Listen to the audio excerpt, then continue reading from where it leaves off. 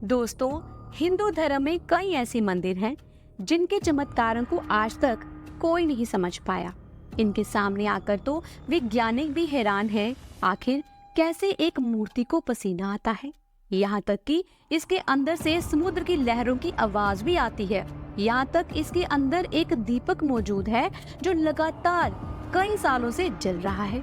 और आज हम आपको ऐसे एक मंदिर यानी तिरुपति बालाजी के बारे में 10 ऐसे रहस्य बताने वाले हैं जिन्हें आज तक कोई भी सॉल्व नहीं कर पाया है। और लोग कितना भी कह लें कि भगवान नहीं होते, यहाँ के सबके होश उड़ जाते हैं। तो चलिए शुरू करते हैं। नमस्कार दोस्तों, स्वागत है आपका एक बार फिर हमारे चैनल धार्मिक राह में। चलिए एक एक करके पहले सभी रहस्यों से पर्दा उठाते हैं। नंबर 1, मूर्ति को आता है पसीना। जी हाँ, सही सुना आपने, मूर्ति में से पसीना आता है। वैसे तो बालाजी की मूर्ति एक खास प्रकार के चिकने पत्थर से बनाई गई है, लेकिन फिर भी ये एकदम जीवित लगती है। और उसका सबसे बड़ा प्रूफ है कि मूर्ति को पसीना आता है। इसलिए मंदिर के वातावरण को काफी ठंडा रखा जाता है। लेकिन फिर भी कभी कभी बहुत गर्मी होने पर या आरती के वक्त मूर्ति से पसीना निकलते हुए देखा गया है। और कमाल की बात तो ये है कि उनकी जो पीठ है वह हमेशा नम रहती है, बिल्कुल जैसे इंसानों की होती है थोड़ी थोड़ी गर्मी लगने पर। इसके ऊपर कई बार सोच विचार और रिसर्च हुआ है, लेकिन किसी को भी साइंटिफिक रीजन नहीं मिला। ये एक चमत्कार नहीं तो और क्या है। नंबर 2, समुद्र की लहरों की आवाज। जहाँ पर जाने वाले कहते हैं कि श्री वेंकटेश्वर जी की मूर्ति से अजीब सी आवाज आती है। और जब हम मूर्ति को कान लगाकर आराम से सुनते हैं तो अंदर से समुद्र की आवाज आती है, जैसे कि मूर्ति के अंदर पूरा समुद्र बसा हो। और कई लोग कहते हैं कि इसलिए कि बाबा की मूर्ति थोड़ी नम रहती है। और दोस्तों, बाकी सारे रहस्यों की तरह लोगों को यह नहीं पता कि ऐसी आवाज मूर्ति से क्यों आती है, कहां से आती है और किस चीज की आती है, यानी कि मूर्ति के अंदर ऐसा क्या है। कई लोग तो कहते हैं कि अंदर स्वयं भगवान विष्णु जी का ही वास है, जो कि अनंत समुद्र में अपने शेषनाग पर विराजमान है। नंबर 3, मूर्ति पर लगे बाल। दोस्तों, क्या आपको पता है कि इस मूर्ति पर बाल भी लगे हुए हैं? और सबसे कमाल की बात यह है कि इसके बाल बिल्कुल असली इंसान के बालों जैसे लगते हैं। और लोगों का ये मानना है कि बिल्कुल असली इंसान के बाल ही हैं। और इसके अंदर एक अद्भुत बात ये भी है कि बाल कभी भी खराब नहीं होते और कभी भी उलझते भी नहीं हैं, बिल्कुल सीधे ही रहते हैं। ये बाल बहुत सिल्की होने के साथ साथ एकदम मुलायम भी रहते हैं। कई लोग मानते हैं कि वेंकटेश्वर बाबा जी के खुद के बाल हैं, लेकिन इसके रहस्य को भी देखो, कोई सुलझा नहीं पाया है। ये बाल इतने अद्भुत क्यों हैं और मूर्ति के ऊपर क्या कर रहे हैं? ये बाल असली हैं, लेकिन मूर्ति पर कैसे? ये सच में एक मिस्ट्री है। तो दोस्तों, यदि दी हुई जानकारी अगर आपको अच्छी लग रही है तो वीडियो को लाइक करें। और अगर आपने अभी तक चैनल को सब्सक्राइब नहीं किया है तो चैनल को सब्सक्राइब करके बेल आइकन के बटन को जरूर प्रेस कीजिएगा। इससे ये होगा कि जो भी नई वीडियो मैं अपलोड करूंगी उसकी नोटिफिकेशन आपको मिल जाएगी। नंबर 4, अनोखा गांव। इस मंदिर के थोड़ी दूर गांव स्थित है, जहां पर नॉर्मल लोगों का जाना बिल्कुल भी अलाउड नहीं होता, यानी कि उसमें उन्हें प्रवेश नहीं करने दिया जाता। और भगवान के लिए लाया गया सारा खाना, कपड़ा और आरती का सामान बस इसी गांव से आता है। और इस गांव में महिलाएं जो होती है वह सिले हुए कपड़े नहीं पहनती हैं, बल्कि एकदम पुराने जमाने के जैसे कपड़े पहने जाते हैं। और वैसे ही सादे कपड़े पहनती हैं, जैसे कि नॉर्मल साड़ी। यहाँ तक कि पुरुष जो हैं वह भी बिल्कुल कुछ इसी तरह से रहते हैं। यहाँ से लाया गया खाना पीना कपड़ा बाहर से मिलने वाली वस्तुओं से अलग होता है, क्योंकि ये पूरे तरीके से नेचुरल होता है। और इसलिए ही जहाँ बाहर के लोगों को जाने नहीं दिया जाता, क्योंकि उनका मानना है कि इससे जगह अशुद्ध हो सकती है। नंबर 5, मूर्ति की जगह।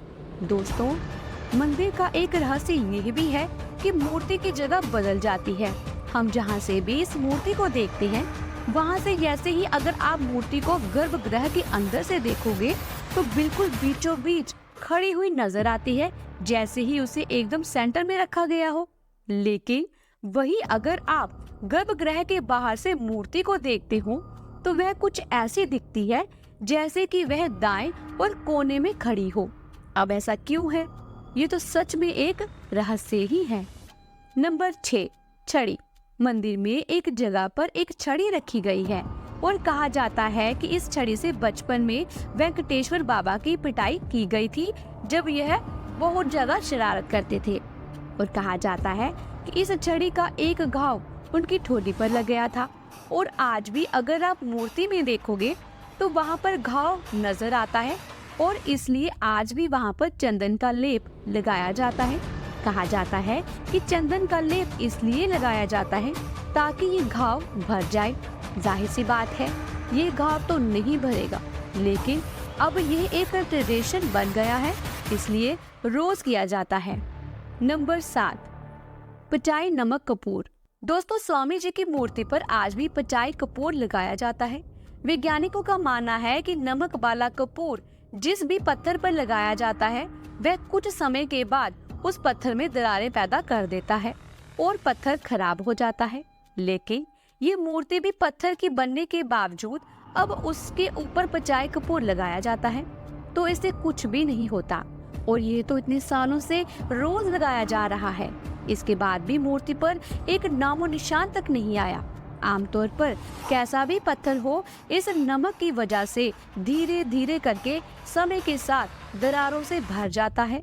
लेकिन स्वामी जी की मूर्ति पर तो एक खरोच तक नहीं आई। नंबर 8, हमेशा जलता रहता है दीपक। आपको तो ये पता ही होगा कि अक्सर मंदिरों में ज्योति जलाई जाती है। ठीक वैसे ही इस मंदिर में एक दीपक है जो कभी नहीं बुझता है।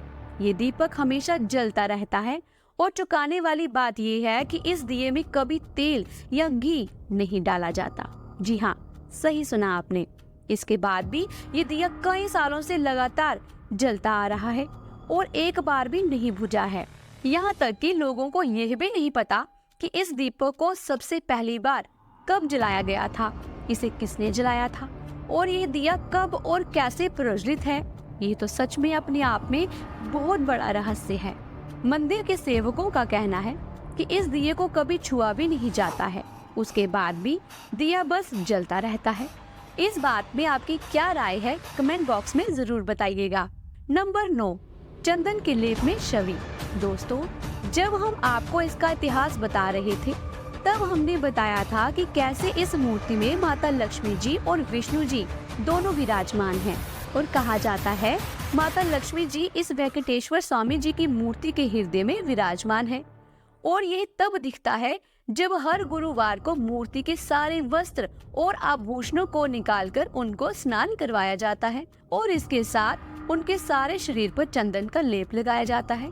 और इसके बाद जब इस चंदन के लेप को निकाला जाता है तो हर बार वेंकटेश्वर स्वामी जी की मूर्ति में माता लक्ष्मी जी की आकृति दिखाई देती है, वह भी उनके हृदय के पास।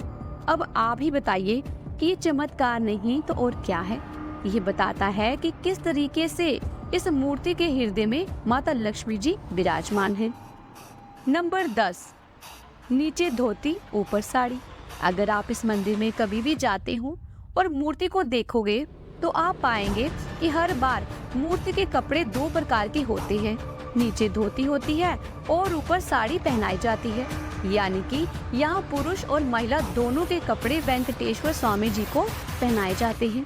और उसका कारण ये है कि इस एक प्रतिमा में श्री लक्ष्मी जी और विष्णु जी दोनों विराजमान हैं, तो इसलिए नीचे धोती और ऊपर साड़ी पहनाकर वेंकटेश्वर जी की मूर्ति को तैयार किया जाता है और इसी के साथ उन्हें कई सारे अलग अलग आभूषण भी पहनाए जाते हैं। अब दोस्तों, ये रहस्य सुनकर आप सभी लोग हैरान हैं। अब आप थोड़ा इसके इतिहास को भी जान लीजिए। दोस्तों, तिरुपति बालाजी मंदिर को टेम्पल ऑफ 7 हिल्स भी कहा जाता है।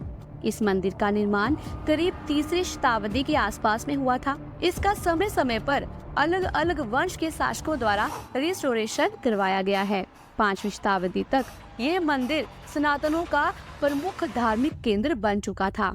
कहा जाता है कि इस मंदिर की उत्पत्ति वैष्णव संप्रदाय ने की थी। ऐसा कहा जाता है कि एक बार भगवान विष्णु जी अपनी पत्नी लक्ष्मी जी के साथ क्षीर सागर में अपने शीर्ष शैया पर विश्राम कर रहे थे। तभी वहाँ पर भृगु ऋषि आए और उन्होंने भगवान विष्णु जी की छाती पर लात मारी। इस पर क्रोधित ना होकर भगवान विष्णु जी ने ऋषि के पांव पकड़ लिए और पूछा, आपके पैर पर चोट तो नहीं लगी? लेकिन लक्ष्मी जी को ऋषि का व्यवहार पसंद नहीं आया और वह क्रोधित होकर बैकुंठ छोड़कर चली गई और पृथ्वी पर पद्मावती नाम की कन्या के रूप में जन्म लिया। इस पर भगवान विष्णु जी ने अपना रूप बदलकर वेंकटेश्वर जी के रूप में माता पद्मावती के पास पहुंच गए और विवाह का प्रस्ताव रखा, जिसे देवी ने स्वीकार कर लिया और फिर दोनों का विवाह हो गया। आज भी तिरुपति मंदिर में स्थित मूर्ति को आधा पुरुष आधा महिला कपड़ों में सजाया जाता है। ऐसा माना जाता है जहां भगवान वेंकटेश्वर स्वामी जी अपनी पत्नी पद्मावती के साथ निवास करते हैं। तो दोस्तों, आज के लिए बस इतना ही। आपको ये वीडियो कैसी लगी कमेंट बॉक्स में जरूर बताइएगा। जल्दी मिलती हूँ एक नई धार्मिक वीडियो के साथ। तब तक के लिए जय श्री हरि विष्णु जी।